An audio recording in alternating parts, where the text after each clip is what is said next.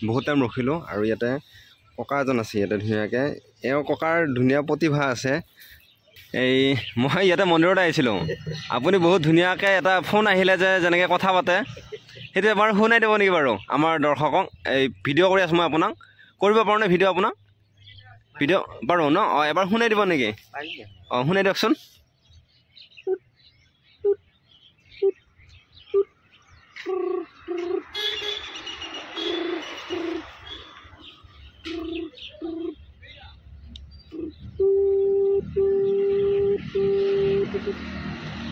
মানে ফোনটো কাটা গ'ল নেকি কাটা গ'ল অঁ এবাৰ ধৰিব আৰু এইবাৰ ধৰিব অঁ ধৰিব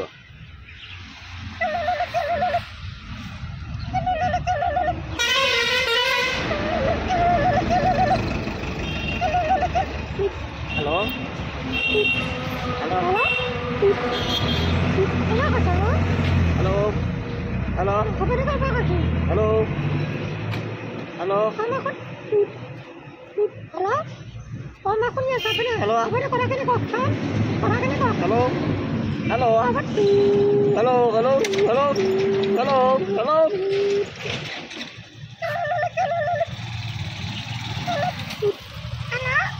Oh, Maina. Maina ধৰিছিল নেকি? কি খবৰ? হয় নেকি? তোমাৰ বোলেছো জন্মদিন পাতিছ বোলা আকা তোমাৰ বোলেছো জন্মদিন পাতিছ বোলা আকা ঐ সে কেতিয়া হয় নেকি এতিয়া এতিয়া কি কৰিবি হয় নেকি স্কুলত কোনে যাবি অঁ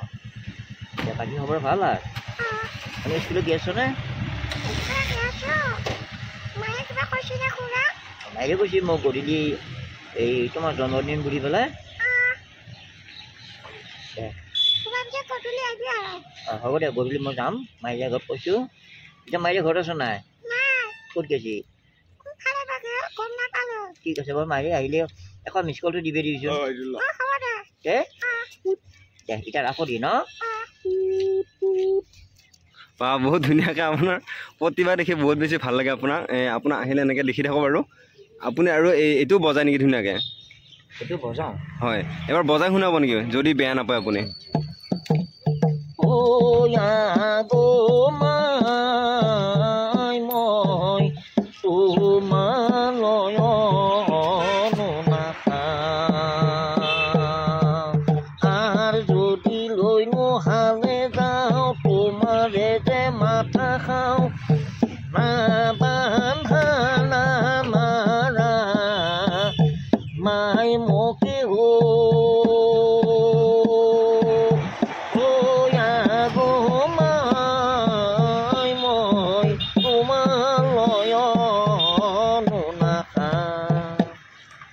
বহুত ধুনীয়া দেই দৰ্শক ৰাইজে কি ক'ব এওঁৰ প্ৰতিভা দেখি কেনেকুৱা লাগিছে ধুনীয়াকৈ কমেণ্ট কৰক আপোনাৰ ঘৰটো ক'তনো মোৰ নাম শ্ৰী ভাৰত চন্দ্ৰ শৰ্মা হয় গাঁও নাৰিকলি পোষ্ট অফিচ খান্দগাঁও হয় জিলা দৰং আপোনাৰ ঘৰত আৰু কোন কোন আছে মই তিনিজন ৰংবি আছোঁ হয় আৰু মা দেউতা আগতেই ঢুকাল হয় তাৰপিছত আৰু এটা আছে অন্ধবনী এটা আছে হয়